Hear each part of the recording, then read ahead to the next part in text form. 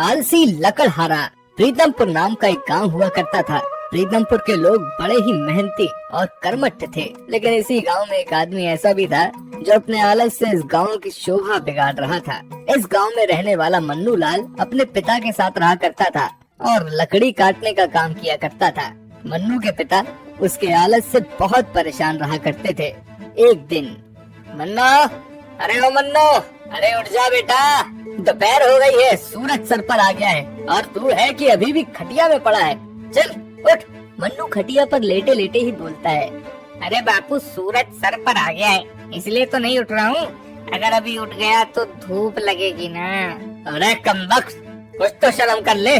जिस उम्र में बेटे को मेहनत करके बाप की सेवा करनी चाहिए, उस उम्र में मेरा नालायक बेटा मेरी ही मेहनत की रोटियां तोड़ता रहता है। हे भगवान, क्या होगा इसका। पिताजी के इतने सारे ताने सुनने के बाद आखिरकार मन्नू बिस्तर से उठ ही जाता है। लो उठ गया पिताजी, कुछ खाने को है तो दो, वरना मैं चला जंगल लकड़ियाँ काटने। मन्नू पेट भर खाना खाता है और अपना गमछा और कुल्हाड़ी उठाकर जंगल की ओर चल देता है। रास्ते में उसे गांव के कुछ लोग चौराहे पर मिल जाते हैं जो बैठकर खूब हंसी मजाक कर रहे होते हैं। मन्नू भी उनके पास जाता है और कहता है, क्या हुआ भाइयों, तुम सब लोग यहाँ बैठकर गप्पे लड़ा रहे हो? तुम लोगों को काम पर नहीं जाना क्या? मन्नू की बात सुनकर सभी जोर से हंसने लगते हैं। देखो तो ये बात कह भी कौन रहा है। अबे मन्नू, हम सब सुबह से निकले हैं काम करने, दोपहर का खाना खाने घर वापस आए हैं। हम लोग तेरी तरह थोड़ी हैं कि दोपहर के 12 बजे सोकर उठे। गांव वालों की बात सुनकर मन्नू गुस्से में जवाब देता है, मैं दोपहर तक इसलिए सोता हूँ क्योंकि मुझे तुम्हारी तरह पैसों का लालच नहीं है। लेकिन तुम लोग तो हो ही लालची, सुबह से उठकर धन कमाने निकल जाते हो और बाकी लोग बेवजह ही तुम्हारी मेहनत की तारीफ करते रहते हैं। अरे वाह, उल्टा चोर कोतवाल को डांटे। तेरा तो कुछ नहीं हो सकता मन्नू, तू हमारे प्रीतमपुर गांव में आदमी के नाम पर धब्बा है, धब्बा। गांव वालों से बहस करने के बाद मन्नू फिर से जंगल की ओर मुड़ जाता है और जंगल पहुंचकर भी वो अपना आलस नहीं छोड़ता। अरे बाप रे, कितनी गर्मी है आज तो। एक काम करता हूँ, थोड़ी देर इसी पेड़ के नीचे आराम कर लेता हूँ, फिर बाद में लकड़ियाँ काटूंगा।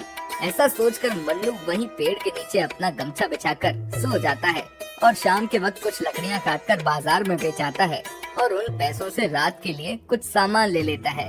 मन्नू घर पहुँचता है तो उसके बापू उससे पूछते हैं, ये क्या, बस इतना सा सामान? अरे तू आखिर दिन भर जंगल में करता क्या रहा? लकड़ियाँ काट रहा था, और क्या कर रहा था? मन्नू बापू से झूठ बोल देता है और बापू को नहीं बताता कि वो जंगल में भी सो गया था। फिर मन्नू रात को भोजन बनाता है और दोनों बाप बेटे भोजन करते। अगले दिन फिर से मन्नू दोपहर तक सोया हुआ होता है और बापू उसे उठाने के लिए परेशान हो रहे होते हैं। उठ जा मन्नू, तेरा तो ये रोज का हो गया है। तेरी वजह से गांव वाले मुझे रोज ताने देते हैं कि तुम्हारे बेटे की वजह से हमारे प्रीतमपुर गांव का नाम खराब हो रहा है। सुन रहा है ना? उठ जा, मुझे और नहीं सुनना गांव वालों से। मत सुनवा मेरे भाई, तेरे हाथ जोड़ रहा हूँ मैं। चलो सोने दो ना बापू। अरे लकड़ी काटने जंगल नहीं जाना क्या? अरे कल ही तो लकड़ी काटने गया था। तो कल खाना भी तो खाया था, और अगर आज लकड़ी काटने नहीं गया तो घर में खाना भी नहीं बनेगा।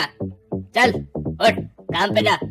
बापू के बार बार समझाने पर मन्नू उठकर जंगल चला जाता है और पिछले दिन की तरह शाम को कुछ लकड़ियां काटकर बाजार से घर में बनाने के लिए कुछ सामान ले आता है।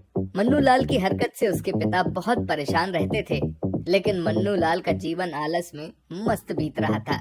एक दिन जंगल में मन्नू सो रहा होता है, तभी उसी रास्ते से एक साधु गुजरते हैं। साधु उसे सोता हुआ देखकर जोर से आवाज देते हैं, उठ जा बच्चा, उठ। साधु की इतनी जोरदार आवाज सुनकर मन्नू की आंख खुल जाती है। अरे अरे अरे, क्या हुआ है? क्या हुआ? क्या बाबा, ये भी कोई तरीका होता है क्या किसी सोते हुए को उठाने का? है?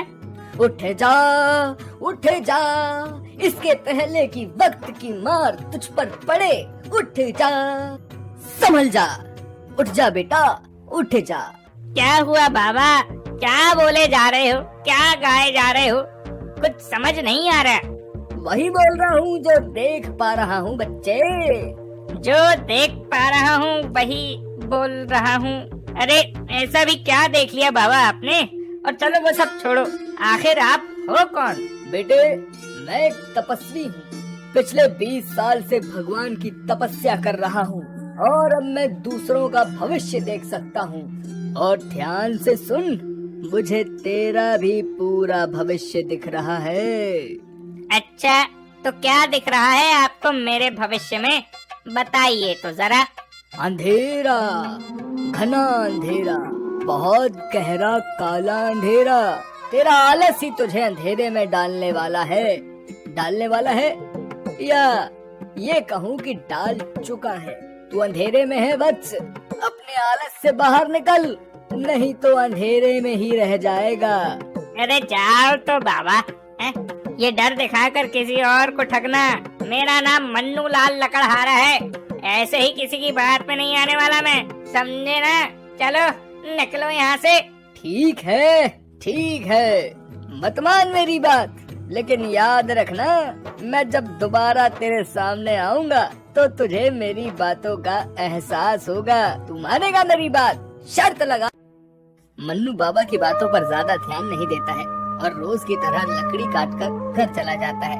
समय ऐसे ही बीतता जाता है और अब धीरे धीरे बढ़ती उम्र के कारण मन्नू के पिताजी की तबीयत बहुत खराब होने लगती है। एक समय ऐसा भी आता है जब मन्नू के पिता की तबीयत हद से ज्यादा खराब हो जाती है और वो बिस्तर से भी नहीं उठ पा रहे होते हैं। मन्ना, अरे बेटा मन्ना, मुझे बहुत तकलीफ हो रही है बेटा, मुझे इलाज के लिए शहर ले चल। बेटा बहुत दर्द है, सुना है शहर में बहुत अच्छा इलाज होता है, ले चल बेटा। हाँ बापू, मैं कुछ करता हूँ आपके इलाज के लिए। मन्नू से अपने बापू की ये हालत देखी नहीं जाती है, लेकिन उसके पास इतने पैसे ही नहीं होते कि वो अपने पिता को इलाज के लिए शहर ले जा सके। क्या करूँ जिससे बापू को इलाज के लिए शहर ले जा सकूं? क्या करूँ, कुछ समझ में नहीं आ रहा। हे भगवान, आप ही कुछ रास्ता दिखाओ, कुछ मदद करो भगवान। बहुत सोचने के बाद उसके मन में एक उपाय आता है। क्यों न मैं अपने लकड़ी के काम को छोड़कर गांव में कोई बड़ी नौकरी करूं, उससे मैं ज्यादा से ज्यादा पैसे कमा पाऊंगा और बापू का इलाज भी करा पाऊंगा। इतना सोचकर मन्नू अगले दिन से गांव में नौकरी ढूंढने के लिए निकल पड़ता है। नमस्ते सेठ जी। अरे नमस्ते मन्नू भैया, क्या बात है, तू आज सुबह सुबह से उठ गया? बापू ने लट्ट मार के भगा दिया क्या? नहीं जी, असल में मैं काम ढूंढने निकला हूँ। क्या मुझे आपके यहाँ कोई काम मिल सकता है क्या? नहीं, तेरे आलस के किस्से तो पूरे गांव में मशहूर हैं। मैं तेरे जैसे आलसी को काम पर रखूंगा तो मेरे बाकी मजदूर भी तुझे देखकर कामचोर हो जाएंगे। जी मैं आपसे वादा करता हूँ कि कभी आलस नहीं करूँगा और पूरा काम मन लगाकर किया करूँगा। नहीं, मैं तुझे काम पर नहीं रख सकता हूँ। तू तो अपना भाई लकड़ी काटने का काम कर, आधे दिन सोना और शाम को कुछ लकड़ी काट कर घर चले जाना। सेठ मन्नू का मजाक उड़ाता है और उसे काम पर भी नहीं रखता है। मन्नू ऐसे ही और लोगों के पास जाकर काम मांगता है, लेकिन कोई उसको काम पर रखने के लिए तैयार ही नहीं होता। दिन भर ढूंढने पर भी जब उसे कोई काम नहीं मिलता तो मन्नू थक कर एक किनारे पर बैठ जाता है और कुछ सोचने लगता है। इस गांव के लोग मुझे जानते हैं, मेरी हरकतों के बारे में इन्हें सब कुछ पता है, इसीलिए ये मुझे नौकरी नहीं दे रहे हैं। एक काम करता हूँ, मैं पास के गांव में जाकर काम मांगता हूँ, वहाँ लोग मुझे नहीं जानते होंगे तो काम पर भी शायद रख लें। ऐसा सोचकर मन्नू पास के गांव चला जाता है और वहाँ पर काम ढूंढने लगता है। एक दुकान में जाकर मन्नू काम के लिए पूछता है। नमस्कार साहब। हाँ बोलो, क्या चाहिए तुम्हें? साहब मैं पास ही के एक गांव प्रीतमपुर से आया हूँ। साहब मैं काम की तलाश में हूँ, मुझे कोई काम मिल सकता है क्या? अच्छा, तो तुम प्रीतमपुर से आए हो? मैंने तो सुना है वहाँ के लोग बहुत ही मेहनती होते हैं और मैं मेहनती लोगों को काम पर रखना पसंद करता हूँ। क्या नाम है तुम्हारा? जी साहब मेरा नाम मन्नू लाल है। मन्नू लाल? अरे अरे अरे, तुम इससे पहले लकड़ी काटने का काम करते थे ना? जी साहब, लेकिन आपको कैसे पता? अरे तुम्हारे आलस के किस्से तो आसपास के सभी गांव में फैले हुए हैं। माफ करना भाई, मैं तुम्हें काम पर नहीं रख सकता, चलो तुम यहाँ से जाओ। मन्नू को उसके आलस की वजह से आसपास के गांव में भी काम नहीं मिलता है और वो रात को खाली हाथ ही घर लौट आता है। घर पहुंचने पर बापू पूछते हैं, सुबह से कहाँ गायब था मन्नू? आज जंगल नहीं गया था क्या? मन्नू बापू को आज का पूरा किस्सा सुनाता है, जिसे सुनकर बापू कहते हैं, मैं तो पहले ही कहता था बेटे कि तू अपना आलस छोड़ दे, लेकिन तूने मेरी बात नहीं मानी। ठीक है बापू, अब से मैं कोई आलस नहीं करूँगा। मुझे नौकरी नहीं मिल रही तो क्या, मैं कल से जंगल जाऊँगा और खूब मेहनत करूँगा। मन्नू अगले दिन ऐसा ही करता है। वो सुबह से उठकर खाना बनाकर जंगल के लिए निकल जाता है और दिन भर मेहनत करता है। उसे बीच बीच में नींद आती तो अपनी आंखों में पानी डाल लेता, लेकिन वो सोता नहीं था। एक दिन वही बाबा फिर से मन्नू को मिलते हैं, जिन्हें देखकर इस बार मन्नू हाथ जोड़ लेता है। याद है मैंने क्या कहा था? तेरे आलस ने तुझे पछताने पर आखिर मजबूर ही कर दिया ना। मैं सही कह रहा था ना पहले? सही कह रहा था ना? हाँ बाबा जी, आप सही कह रहे थे, बिल्कुल सही कह रहे थे। मैंने आपकी बात ना मानकर बहुत गलत किया, मुझे माफ कर दीजिए बाबा। और ऐसा कुछ बताइए जिससे मैं अपने बापू को शहर ले जाकर उनका इलाज करा सकूं। मदद कीजिए बाबा, बताइए कुछ। तूने आलस तो छोड़ दिया है, बस तुझे अब सही रास्ते पर चलने की जरूरत है। इतना कहकर बाबा अपने लोटे में से एक सोने का कंगन निकालकर उसे दे देते हैं। ये ले बेटे, इसे बेचकर तू अपना खुद का कोई काम धंधा शुरू कर ले, लेकिन इसका कोई गलत इस्तेमाल मत करना। जी बाबा, धन्यवाद आपका। मन्नू उस सोने के कंगन को बेचकर बहुत सारी लकड़ियां खरीदता है और उनसे बहुत सारी वस्तुएं भी बनाता है, जिसे वो पहले गांव और बाद में शहर में भी बेचने जाता है। मन्नू अपना आलस छोड़कर अब एक मेहनती और सफल व्यापारी बन जाता है और अपने बापू का भी शहर के बड़े अस्पताल में इलाज करवाता है, जिससे उसके बापू भी उससे बहुत खुश हो जाते हैं। तो देखा आपने कैसे एक आलसी लकड़हारा अपनी मेहनत के दम पर एक सफल व्यापारी बन जाता है। अद्भुत शक्ति। अहियापुर के छोटे से गांव में शरद अपनी माँ और पत्नी के साथ रहता था। जैसे कि हर घर में होता है सास बहू की अनबन, वैसे ही शरद के घर में भी होता था। और इन दोनों की नोक झोंक में बेचारा शरद पिस जाया करता था। अच्छा सुनिए जी, याद है ना रविवार को आप मुझे घुमाने ले जाने वाले हैं? हाँ हाँ, कैसे भूल सकता हूँ, सब याद है। और ये देखो, हम फिल्म की 2 टिकट भी ले आए हैं। सच्ची? अनुराधा की सास बाहर बैठी ये सब सुन रही थी। शरद, अरे बेटा शरद। जी माँ। कल ही हमारे दूर के भाई स्वर्ग सिधार गए हैं। इस रविवार को हमें उनके घर जाना है श्रद्धांजलि देने के लिए। शरद ने अनुराधा की ओर देखा, वो गुस्से में थी। माँ, जाना जरूरी है क्या? हाँ कैसे नहीं, जरूरी है। भले ही दूर के हों, पर रिश्ते में तो हमारे भाई थे ना, और तुम्हारे मामा। ठीक है माँ। अनुराधा समझ गई थी ये सब उसकी सास ने जानबूझकर किया था। उसकी सास हरगिज नहीं चाहती थी कि वो खुश रहे। अनुराधा गुस्से में अपने कमरे में गई और मुंह फुलाकर बैठ गई। अब हम क्या करें, जाना जरूरी है। हम सब समझते हैं आपकी माँ ये सब जानबूझकर कर रही है। वो चाहती ही नहीं कि हम दोनों एक साथ खुश रहें। माँ ऐसा काहे चाहेगी? क्योंकि वो आपको अपने पल्लू से बात कर रखना चाहती है ना, और आप हर वक्त जी माँ करते रहिए। ऐसी कोई बात नहीं है अनुराधा, तुम्हें कोई गलतफहमी हुई है। ऐसी ही बात है, आप औरतों को समझते नहीं, इसीलिए आपको ये समझ नहीं आएगा। आप जाइए, आपको काम पर जाने के लिए देरी हो रही है। ठीक है, चलते हैं, आकर तुमसे अच्छे से बात करेंगे। शरद अपने काम के लिए निकल गया। शरद रोज जाने से पहले माता के मंदिर में जरूर जाता था। हे देवी माँ, अब आप ही हमें इस संकट से निकाल सकती हैं। एक और हमारी माँ है और एक और हमारी बीवी। एक को खुश रखने के लिए हमें दूसरे का दिल दुखाना होगा। देवी माँ, कोई तो चमत्कार कीजिए। काश हम औरतों के मन की बात सुन पाते तो हम इन दोनों औरतों को अच्छे से समझ लेते। शरद देवी माँ से प्रार्थना कर ही रहा था कि तभी उसका ध्यान मंदिर के एक पिलर पर गया। पिलर हिल रहा था और मूर्ति के ऊपर गिरने ही वाला था कि तुरंत शरद ने देवी माँ की मूरत उठा ली। पिलर गिरा पर मूर्ति बच गई। धन्यवाद बेटा, आज तुमने देवी माँ की मूर्ति बचा ली। पुजारी के हाथ में मूर्ति देकर शरद अपने काम के लिए निकल गया। वो रास्ते में चल रहा था, तभी उसके सामने से एक औरत उसे घूरते हुए आ रही थी। वो औरत जा ही रही थी, तब शरद ने सुना, रोज इस आदमी को देखती हूँ, पर ये है कि मुझे देखता ही नहीं। आपने कुछ बोला? नहीं तो क्यों? कुछ नहीं। शरद अचंभे में था। उसने आवाज तो सुनी, पर उस औरत के होंठ हिल ही नहीं रहे थे।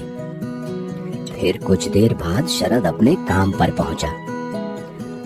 सॉरी मैडम, आज थोड़ी देर हो गई। वो क्या है कि मंदिर में खंभा गिर गया था। सब जानती हूँ मैं, तुम झूठ बोल रहे हो, पर तुम अच्छे आदमी हो। चलो ठीक है, काम पर जाओ। इस बार भी शरद ने आवाज होठ हिलने से पहले सुनी। शरद को समझ नहीं आ रहा था कि उसके साथ हो क्या रहा है। खैर, वो गोदाम में काम करने लगा। तभी अचानक उसे औरतों की आवाजें आने लगी। आज घर जल्दी जाना होगा, वरना मेरी सास मेरी जान ले लेगी। मैंने राहुल के डिब्बे में सब्जी डाली है या नहीं? लगता है मैं मोटी हो गई हूँ, इसलिए आजकल वो मेरी तरफ देखता ही नहीं। शरद ने औरतों की ओर देखा। दीदी, आप चली जाना जल्दी घर, और डरिए मत, आपकी सास कुछ नहीं कहेगी। और राहुल के डिब्बे में सब्जी रखी ही होगी। और दीदी, आप बिल्कुल मोटी नहीं हुई हैं। पर शरद, तूने ये सब कैसे सुना? इतना जोर जोर से बातें करेंगी तो सुनूंगा ही ना। लेकिन मैंने तो बात मन में बोली थी, और मैंने भी। क्या? अब शरद सोचने लगा। उस औरत का रास्ते में बोलना, इंचार्ज मैडम का बोलना, और ये सब सारी औरतें मन में बोल रही थी, तो मुझे कैसे सुनाई दे रहा है ये सब?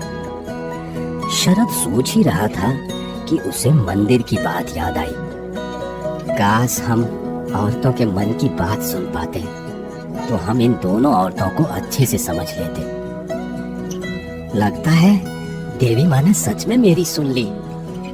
अब मैं औरतों के मन की बात सुन सकता हूँ। वाह वाह। शरद यहाँ वहाँ देखने लगा। उसे ढेर सारा शोर सुनाई दे रहा था। जो भी औरतें मन में बोल रही थी, वो सारी बातें सुन पा रहा था। वो खुश हो गया। उस शाम शरद खुशी खुशी घर गया। माँ, माँ, ये लो तुम्हारी पसंद के समोसे, चंदू हलवाई वाले। अब तक मेरे बेटे को मेरी पसंद याद है, मतलब अब तक उस चुड़ैल का जादू चला नहीं। माँ, मैं तुम्हारा बेटा हूँ, तुम्हारी पसंद कैसे मुझे पता नहीं होगी? और शरद मालती के कान के पास गया। माँ, वो तुम्हारी बहू है, चुड़ैल नहीं। क्या? तभी उसका ध्यान अनुराधा पर गया। सारा प्यार माँ के लिए, और मेरा क्या? अगर माँ पर इतना ही प्यार बरसाना था, तो क्यों ब्याह कर लाए थे मुझे? माँ, मैं अभी आया। शरद अनुराधा का हाथ पकड़कर उसे कमरे में ले गया। उसने अपने बैग से नई साड़ी और गजरा निकालकर अनुराधा को दिया। प्यार तो मैं तुमसे भी बहुत करता हूँ, और मैं तुम्हें ब्याह के इसलिए लाया था ताकि मैं तुम्हारे साथ खुश रहूं। पर आपको कैसे पता चली ये बात? पति हूँ तुम्हारा, तुम्हारी हर बात सुन सकता हूँ। मन की भी? हाँ, मन की भी। अब शरद खुश था। वो अपनी बीवी और माँ दोनों की बात सुनकर उन्हें समझने लगा था। पर अब भी शरद को समझ नहीं आ रहा था कि उसे अचानक ये शक्ति क्यों मिली। एक दिन शरद राकेश के पास गया। अरे हाँ शरद, लवली, जाओ चाय पानी का इंतजाम करो। हाँ, मैं तो इस घर में काम वाली ही हूँ ना। दिन भर काम करूँ और रात में पति की मार खाऊं। जब लवली अंदर गई तो भाभी पर हाथ उठाता है।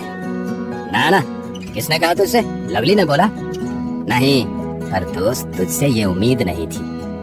भाभी कितने सालों से तेरे साथ।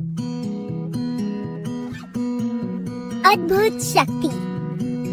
अहियापुर के छोटे से गांव में शरद अपनी माँ और पत्नी के साथ रहता था।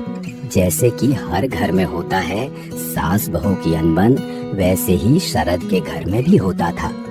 और इन दोनों की नोक झोंक में बेचारा शरद पिस जाया करता था। अच्छा सुनिए जी, याद है ना, रविवार को आप मुझे घुमाने ले जाने वाले हैं। हाँ हाँ, कैसे भूल सकता हूँ, सब याद है। और ये देखो, हम फिल्म की 2 टिकट भी ले आए हैं। सच्ची? अनुराधा की सास बाहर बैठी ये सब सुन रही थी। शरद, अरे बेटा शरद, जी माँ। कल ही हमारे दूर के भाई स्वर्ग सिधार गए हैं। इस रविवार को हमें उनके घर जाना है श्रद्धांजलि देने के लिए। शरद ने अनुराधा की ओर देखा, वो गुस्से में थी। माँ, जाना जरूरी है क्या? हाँ, कैसे नहीं, जरूरी है। भले ही दूर के हो, पर रिश्ते में तो हमारे भाई थे ना, और तुम्हारे मामा। ठीक है माँ। अनुराधा समझ गई थी, ये सब उसकी सास ने जानबूझकर किया था। उसकी सास हरगिज नहीं चाहती थी कि वो खुश रहे। अनुराधा गुस्से में अपने कमरे में गई और मुंह फुलाकर बैठ गई। अब हम क्या करें, जाना जरूरी है। हम सब समझते हैं, आपकी माँ ये सब जानबूझकर कर रही है। वो चाहती ही नहीं कि हम दोनों एक साथ खुश रहें। माँ, ऐसा काहे चाहेगी? क्योंकि वो आपको अपने पल्लू से बांध कर रखना चाहती है ना, और आप हर वक्त जी माँ करते रहिए। ऐसी कोई बात नहीं है अनुराधा, तुम्हें कोई गलतफहमी हुई है। ऐसी ही बात है, आप औरतों को समझते नहीं, इसीलिए आपको ये समझ नहीं आएगा। आप जाइए, आपको काम पर जाने के लिए देरी हो रही है। ठीक है, चलते हैं, आकर तुमसे अच्छे से बात करेंगे। शरद अपने काम के लिए निकल गया। शरद रोज जाने से पहले माता के मंदिर में जरूर जाता था। हे देवी माँ, अब आप ही हमें इस संकट से निकाल सकती हैं। एक और हमारी माँ है और एक और हमारी बीवी। एक को खुश रखने के लिए हमें दूसरे का दिल दुखाना होगा। देवी माँ, कोई तो चमत्कार कीजिए। काश हम और